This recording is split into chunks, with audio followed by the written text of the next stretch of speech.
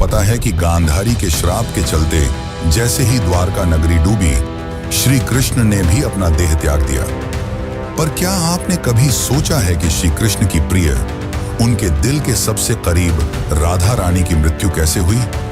आखिर उनकी अंतिम इच्छा क्या थी और उन्होंने श्री कृष्ण से ऐसा क्या मांग डाला जो आज भी चर्चा का विषय है? ये एक ऐसी प्रेम कहानी है जो समय से भी परे है। ये वो बंधन है जो तन से नहीं, आत्माओं से जुड़ा हुआ है। तो दोस्तों, आज हम जानेंगे राधा रानी की मृत्यु का असली रहस्य और उनकी अंतिम इच्छा की अनसुनी मगर रोचक कथा जो आपको हैरान कर देगी।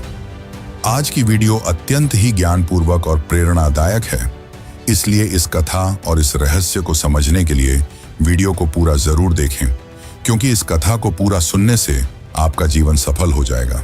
तो चलिए इस रहस्यमयी कथा को शुरू करते हैं। लेकिन उससे पहले अगर आप चैनल पर नए हैं तो वीडियो को लाइक करके चैनल को सब्सक्राइब जरूर कर लें और कमेंट में लिखें राधे राधे। बरसाने की वह पुरानी पगडंडियां जहां पर कभी श्री कृष्ण अपनी लीलाएं किया करते थे, आज भी वहां एक गूंज बाकी थी, प्रेम की, हंसी की, बांसुरी की और उस दुख की जिसने युगों से प्रेमियों को जिंदा रखा है। पर इस कहानी की शुरुआत न तो बरसाने की उन गलियों से होती है और न ही वृंदावन से। इस कथा की शुरुआत होती है एक कुंज से, जहां वृद्धा हो चुकी राधा अपने अंतिम समय की प्रतीक्षा कर रही थी। अब वो पुरानी वाली राधा नहीं रही, अब वो वृद्धा हो चुकी थी। उनका शरीर झुक चुका था, लेकिन आज भी उनका हृदय उसी किशोरी राधा का था जो केवल श्री कृष्ण के लिए धड़कता था। उनके चेहरे पर झुर्रियां आ चुकी थीं, लेकिन आज भी जब कोई बांसुरी बजाता तो उनके चेहरे पर रौनक आ जाती, एक हंसी सी छा जाती, मानो पुरानी यादें ताजा हो गई हों। कृष्ण जब मथुरा छोड़कर चले गए, तब उनके वियोग में राधा ने न तो किसी से विवाह किया और न ही कहीं आश्रय लिया। वे अकेली ही वृंदावन के एक एकांत कुंज में रहने लगी। उनका दिनचर्या हर दिन सामान्य रहता था। वे सूर्योदय के साथ उठती और यमुना के तट पर जाकर जल अर्पण करती, जिसके पश्चात वे वापस कुटिया में लौट जाती और दिन भर श्री कृष्ण के आने का इंतजार करती, मानो उन्हें पूरा विश्वास हो कि श्री कृष्ण एक दिन उनसे मिलने जरूर आएंगे। गांव वाले राधा को साध्वी समझते थे। उन्हें उनके बारे में कुछ नहीं पता था। वे नहीं जानते थे कि वह कौन है और कहां से आई हैं, पर सभी को यह बात पता थी कि वह जो भी हो, वह अपना सब कुछ केवल और केवल श्री कृष्ण को मानती है। एक दिन राधा अपने दैनिक दिनचर्या के तहत यमुना के तट पर जल अर्पण कर रही थी। तभी उन्होंने अचानक आसमान की ओर देखा। हवा में सन्नाटा सा छा गया और उनके हृदय में एक कंपी सी दौड़ गई, मानो पूरा ब्रह्मांड उन्हें कुछ कहना चाह रहा हो। और उसी दिन शाम को वे अपनी कुटिया के बाहर तुलसी के पौधे के पास बैठ गईं और उन्हें प्रणाम करते हुए कहा कि अब मेरे जाने का समय आ गया है, पर मैं यूं ही नहीं जाऊंगी। मैं तब तक नहीं जाऊंगी जब तक स्वयं श्री कृष्ण मुझे विदा न कर दें। राधा ने कहा कि मैं अपना देह तभी त्यागूंगी जब श्री कृष्ण अपने साक्षात रूप में मेरे सामने आएंगे और प्रेम से मेरा नाम पुकारेंगे, राधे। उनकी यह इच्छा सुनकर गांव वाले चौंक गए और सोच में पड़ गए कि आखिर इतने बड़े राजा इस वृद्ध महिला से मिलने क्यों आएंगे। पर किसी ने भी राधा की भक्ति पर संदेह नहीं किया, क्योंकि उन्होंने जीवन भर सिर्फ प्रेम की परिभाषा को जिया था। उनके मन में श्री कृष्ण का अद्भुत प्रेम था और दूसरी तरफ द्वारका में बैठे श्री कृष्ण, जिनके पास सब कुछ था, पर फिर भी उनका दिल आज सूनापन झेल रहा था। कहते हैं ना कि सब कुछ पाकर भी आदमी के पास कुछ नहीं होता। आज श्री कृष्ण की हालत भी वैसी ही थी, लेकिन उन्हें अब अंदर से एक खिंचाव सा महसूस हो रहा था। उन्होंने अपनी आंखें बंद की और राधा की पुकार उनके कानों में गूंज पड़ी। इस पल श्री कृष्ण की आंखों में आंसू थे, पर हृदय में सुकून। उन्होंने तुरंत सब कुछ छोड़कर उसी पल एकांत कुंज की ओर प्रस्थान किया, जहां राधा रानी उनका इंतजार कर रही थी। जब श्री कृष्ण वहां पहुंचे तो राधा कुटिया के बाहर तुलसी के पेड़ के पास बैठी हुई थी। उनकी आंखें बंद थीं और वे ध्यान में लीन थीं। कृष्ण ने धीरे से कहा, राधे। यह शब्द सुनकर राधा की आंखें खुली और उनके चेहरे पर एक चमक छा गई। उनकी आंखों में वह प्रेम था जो न कहा जा सकता था और न ही छुपाया जा सकता था।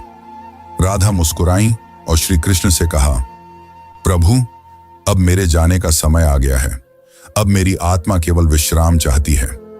यह सुनकर श्री कृष्ण ने राधा का हाथ थाम लिया।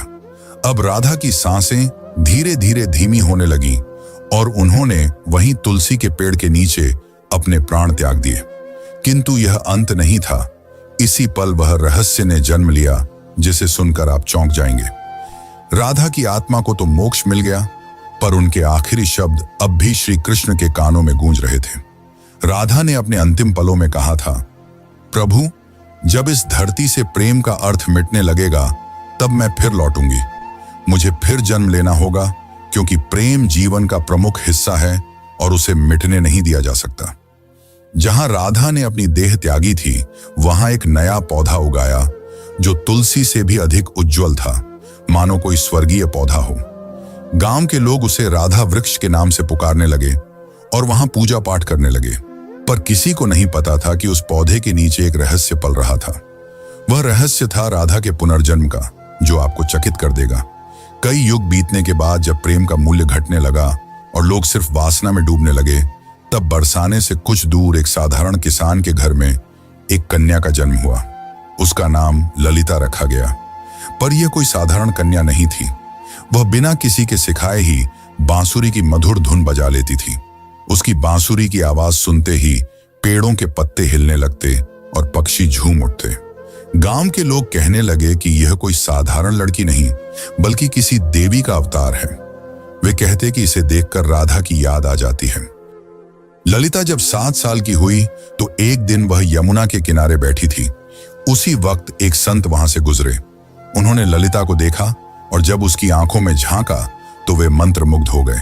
उन्होंने कहा, वही आंखें, वही चंचल मुस्कान, राधा तुम लौट आई। ललिता को अक्सर सपने में एक सुंदर श्याम वर्ण पुरुष दिखाई देता, जो कोई और नहीं बल्कि श्री कृष्ण ही थे। वे कुछ नहीं बोलते, बस बांसुरी बजाते रहते। उस बांसुरी की धुन ललिता के दिल को छू जाती। एक दिन ललिता ने अपनी माँ से पूछा, माँ, ये प्रेम क्या होता है? माँ ने जवाब दिया, तू अभी बच्ची है, तुझे प्रेम का क्या पता। ललिता चुप हो गई, लेकिन उसकी आंखों में एक पुराना दर्द था, मानो उसने यह सवाल पहले भी किसी और जन्म में पूछा हो। जब ललिता 13 साल की हो गई तो एक दिन वह यमुना तट के पास बैठकर बांसुरी बजा रही थी कि तभी अचानक उसकी बांसुरी से अलग धुन निकलने लगी। वही धुन जो श्री कृष्ण उनके सपनों में आकर बजाया करते थे। अचानक वहां की जमीन थोड़ी सी फटी और एक मूर्ति सी दिखाई दी। ललिता ने उस मूर्ति को निकाला। वह मूर्ति एक स्त्री की थी जिसने बांसुरी पकड़ी हुई थी।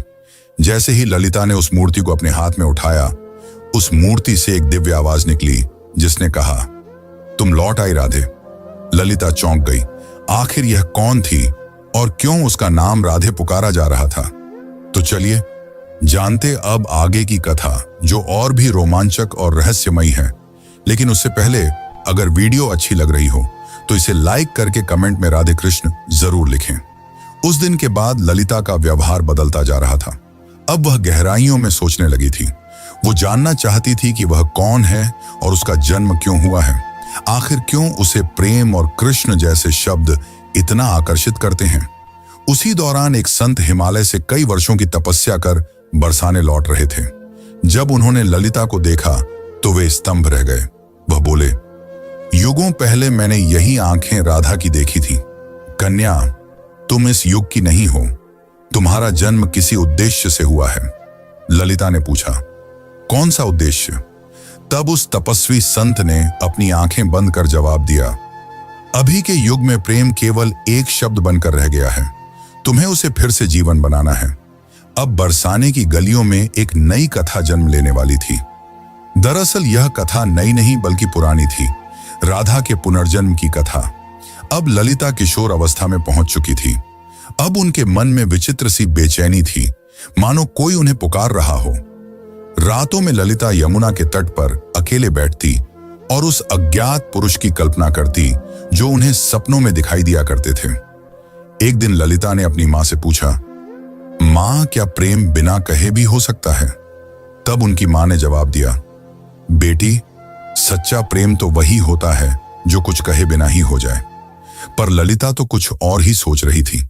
उसका हृदय उस व्यक्ति के लिए धड़क रहा था जिससे वो कभी मिली भी नहीं थी। एक दिन उस स्वामी ने ललिता को अपने आश्रम में बुलाया और कहा, राधे, अब समय आ गया है। कृष्ण इस युग में जन्म ले चुके हैं, पर इस युग में उन्होंने एक ब्राह्मण के रूप में जन्म लिया है और तुम्हें उन्हें ढूंढना पड़ेगा। यह सुनकर ललिता खुशी के मारे झूमने लगी, क्योंकि जिस पल का उसे इंतजार था वो आने वाला था। पर एक समस्या थी, ललिता श्री कृष्ण को पहचानेंगी कैसे? तब उस संत ने कहा, जब वे तुम्हारे सामने आएंगे तो तुम खुद ही उसे पहचान लोगी। पर ध्यान रखना, इस बार परीक्षा और भी ज्यादा कठिन होगी, क्योंकि अब युग बदल चुका है। अब तुम्हारा प्रेम व्यक्तिगत नहीं रहा, बल्कि अब तुम्हें लोगों और समाज का सामना करते हुए पूरे संसार को प्रेम का अर्थ समझाना होगा। अब श्री कृष्ण पुनर्जन्म ले चुके थे और एक नव युवक साधु के रूप में थे, जिनका नाम अनंतानंद था, जो लोगों को उपदेश दिया करते थे। पर कोई नहीं जानता था कि असल में अनंतानंद हैं कौन। वे जब प्रवचन देते तो प्रेम की ऐसी वाणी बोलते कि लोग रो पड़ते थे। वे कहते थे, प्रेम केवल शरीर का नहीं बल्कि आत्मा का संबंध है। प्रेम का अर्थ ही है त्याग और समर्पण। पर अंदर से वे भी अधूरा सा महसूस करते थे। वे भी हर रात यमुना के तट पर जाकर बैठ जाते और उस अज्ञात स्त्री के स्वप्न में खो जाते। अब एक दिन संत के आदेशानुसार ललिता अपने माता पिता को प्रणाम कर अकेले ही अपने उस अज्ञात प्रेम की तलाश में निकल पड़ी। उनके हाथ में केवल एक छोटी सी बांसुरी थी और मन में दृढ़ निश्चय। वे गांव-गांव घूमती, कभी कथा सुनती तो कभी कई साधुओं से मिलती, इस उम्मीद में कि उसे उसका प्रेम मिल जाए। पर किसी साधु में वह तेज नहीं था जिसकी तलाश ललिता को थी। एक दिन उसे एक वृद्ध महिला मिली, जिसने उससे पूछा, बेटी, तुम इधर उधर क्यों भटक रही हो? तब ललिता ने कहा, मुझे किसी की तलाश है। उस वृद्ध महिला ने ललिता में राधा सा तेज देखा और उसे सुझाव दिया, बेटी, तुम अपनी यह बांसुरी बजाओ। जो तुम्हारे लिए बना होगा वह स्वयं ही धुन सुनकर तुम्हारे पास खींचा चला आएगा। जिसके पश्चात ललिता ने ऊंची पहाड़ी पर चढ़कर अपनी बांसुरी बजाई और ठीक उसी पल उसे कई मील दूर अनंतानंद की आंखें भर आईं। ललिता अब तक 8 गांव पार कर चुकी थी। हर गांव में वह अपनी बांसुरी बजाती, मगर अब तक उसे वह नहीं मिल पाया था जिसकी उसे तलाश थी। ललिता को अनंतानंद के आसपास होने का एहसास होता, मगर वह उसे ढूंढ नहीं पा रही थी। अब वह थक चुकी थी, जिसके बाद उसने प्रण लिया कि यदि अगली पूर्णिमा की रात तक उसे वह नहीं मिला तो वह यमुना में कूदकर अपनी जान दे देगी। उस दिन आखिरी बार ललिता ने बांसुरी बजाई। उसकी धुन वैसी ही थी जो किसी को अंदर तक भिगो दे। उसी पल हिमालय में बैठे अनंतानंद को वह ध्वनि सुनाई दी। उसे वह ध्वनि काफी प्रभावी लगी, मानो उसने कई वर्षों बाद वही ध्वनि सुनी हो जो उसे पुकार रही हो। अनंतानंद ने तुरंत ही हिमालय छोड़ दिया। ठीक उसी रात ललिता को फिर से स्वप्न आया, पर इस बार स्वप्न काफी अलग था। इस बार श्री कृष्ण और राधा यमुना के तट पर बैठे थे और राधा श्री कृष्ण से पूछ रही थी, प्रभु, क्या इस बार भी मेरी प्रेम कहानी अधूरी रह जाएगी? कृष्ण ने कहा, नहीं राधे, इस बार संसार को तुम्हारे प्रेम की पूर्णता दिखाई देगी। इतना कहते ही ललिता का स्वप्न टूट गया। ललिता के मन में एक नई उम्मीद जाग उठी थी। अब वह उस जगह पहुंची जहां अनंतानंद पहुंचने वाले थे, वृंदाधाम। यह कोई आम स्थान नहीं थी। कहते हैं कि इसी स्थान पर राधा ने कृष्ण को आखिरी बार देखा था और एक शिला को छूकर प्रण लिया था कि जब तक उसकी प्रेम कहानी पूर्ण नहीं हो जाती वह लौटती रहेगी। उस समय वृंदाधाम में एक कथा हो रही थी और उस कथा के वाचक कोई और नहीं बल्कि स्वयं अनंतानंद थे। ललिता बहुत दूर खड़ी थी और उनके चेहरे को भी नहीं पहचानती थी, परंतु उनकी वाणी में कुछ ऐसा था जिसने उसके हृदय को प्रभावित कर दिया। उस दिन अनंतानंद प्रेम की परिभाषा समझा रहे थे। प्रेम वह नहीं जो आपके पास होता है और आपके साथ जीता है। प्रेम तो वह है जो दूर होकर भी पास होता है। वे यह सब बता ही रहे थे कि उनकी आंखें ललिता से टकराईं। दोनों एक पल के लिए स्तंभ रह गए, मानो पूरी दुनिया ही रुक गई हो। अनंतानंद ने तुरंत ही प्रवचन छोड़ दिया और ललिता के पास दौड़े चले आए। तब ललिता ने अनंतानंद से धीरे से पूछा, क्या आज भी आपको मेरी आवाज सुनाई देती है? अनंतानंद ने उसकी आंखों में देखा और प्रेम से कहा, राधे, तुम आ गई। पल काफी मनमोहक था। पूरा संसार थमा हुआ था, लेकिन यह अंत नहीं था। असली कहानी तो अब शुरू होने वाली थी। अचानक मौसम खराब होने लगा और बादल काले पड़ गए, और तभी वहां एक साधु कुरंगनाथ प्रकट हुए, जो नहीं चाहते थे कि राधा और कृष्ण फिर से मिलें, क्योंकि उसे ऐसा लगता था कि अगर राधा और कृष्ण फिर से मिल गए तो प्रेम को धर्म से ऊपर का स्थान मिल जाएगा, जो कि समाज की जड़ता को तोड़ डालेगा। कुरंगनाथ ने कहा, तुम्हारा प्रेम आज के युग के नियमों के विरुद्ध है। आज का समाज न तो इस प्रेम को समझेगा और न ही सहन कर पाएगा। तब अनंतानंद ने कहा, प्रेम समाज का मिलन नहीं बल्कि दो आत्माओं का मिलन है। तब कुरंगनाथ ने कहा, तो फिर अब तैयार हो जाओ अंतिम परीक्षा के लिए। कुरंगनाथ ने कहा कि यदि तुम्हारा प्रेम सच्चा है तो अगली पूर्णिमा की रात तक ललिता अपनी आंखों पर पट्टी बांध लेगी और वह बिना देखे और बिना सुने तुम्हें ढूंढ निकालेगी। यदि वह इसमें असफल हो जाती है तो दोनों को फिर से युगों युगों के लिए बिछड़ना होगा। अनंतानंद यह सुनकर मौन रह गए, पर ललिता ने बड़े ही प्रेम पूर्वक और शक्ति से कहा, मुझे आपकी यह शर्त मंजूर है। पूर्णिमा की रात पास आ रही थी। यह परीक्षा ललिता के लिए केवल एक शर्त नहीं थी, बल्कि उसके प्रेम और संयम की लड़ाई थी। वह खुद भी यह जानना चाहती थी कि क्या बिना देखे सिर्फ मन और आत्मा से प्रेम किया जा सकता है या नहीं। अब उसने अपने नेत्रों पर पट्टी बांध ली और कसम खाई कि वह अब किसी को नहीं देखेगी जब तक उसकी आत्मा उसे स्वयं श्री कृष्ण को न दिखा दे। लोगों ने जब उसे ऐसा करते देखा तो वे उसका मजाक उड़ाने लगे कि आजकल की कन्याओं को तो सिर्फ नाटक करना आता है। लेकिन कुछ ऐसे भी थे जिन्होंने उसके इस प्रयास की तारीफ की और उसे हिम्मत दी और बोले, हे राधे, तुम इस युग में जरूर प्रेम को जीत दिलाओगी। उधर दूसरी ओर अनंतानंद एक सुनसान गुफा में ध्यान मग्न बैठे थे। वे केवल एक ही शब्द दोहरा रहे थे, राधे। वे न कुछ खा रहे थे न पी रहे थे। उनके शिष्य इस दृश्य को देखकर घबरा गए और बोले, गुरुदेव, यदि ऐसे ही चलता रहा तो आप जीवित नहीं बचेंगे। तब अनंतानंद ने मुस्कुराते हुए उत्तर दिया, मेरे प्राण तो केवल राधे में बसते हैं। इतना कहकर उन्होंने अपने शिष्यों को आदेश दिया कि यदि ललिता उनके बारे में पूछे तो उसे न उनका चेहरा बताया जाए, न ही उस स्थान का पता दिया जाए जहां वे ध्यान कर रहे हैं।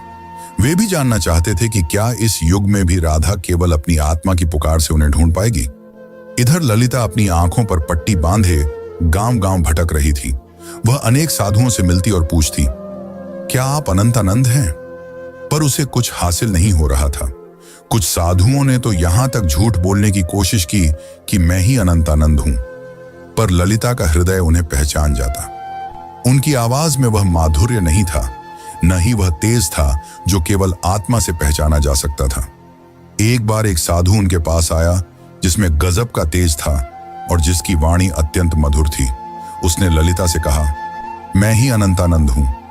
यह सुनकर ललिता एक पल के लिए डगमगा गई, पर तुरंत ही उसे एहसास हो गया और उसने उस साधु से कहा, आप में तेज तो काफी है, पर आप वह आत्मा नहीं है जिसकी मुझे तलाश है। उसी क्षण उस साधु ने अपना भेष बदल लिया। दरअसल वह कुरंगनाथ ही था जिसने भ्रम फैलाने के लिए ऐसा किया था। अब कुरंगनाथ ने क्रोध में कहा, तू अब तक नहीं टूटी? आखिर किस प्रेम की बात करती है तू? इतना सुनकर ललिता ने कहा, मेरा प्रेम इस युग के बंधनों से मुक्त है, जिसे शब्दों में समझाना असंभव है। इतना सुनकर कुरंगनाथ वहां से चला गया। अब ललिता उस गुफा के पास पहुंच चुकी थी जहां अनंतानंद ध्यान मग्न थे। ललिता धीरे धीरे गुफा के अंदर गई और अंत में उसे वहां किसी के होने का आभास हुआ, जिससे दिव्य तेज निकल रहा था। ललिता ने उन्हें पहचान लिया और उनके पास जाकर अपनी बांसुरी उनके पैरों में रख दी और कहा, मैं आपको देख नहीं सकती, पर मेरा हृदय काफी जोर से धड़क रहा है। क्या आप वही हैं जिनकी मुझे तलाश है? अनंतानंद ने बांसुरी उठाई और उसे बजाया, वही धुन जो ललिता को यमुना तट और अपने सपनों में सुनाई देती थी। फिर अनंतानंद ने उसकी पट्टी खोली और कहा, राधे, इस बार भी तुमने मुझे तन से नहीं, केवल अपने मन और आत्मा से पहचान लिया। वे दोनों रो पड़े। उनकी आंखों में कई सालों की थकान थी जो अब मिट रही थी।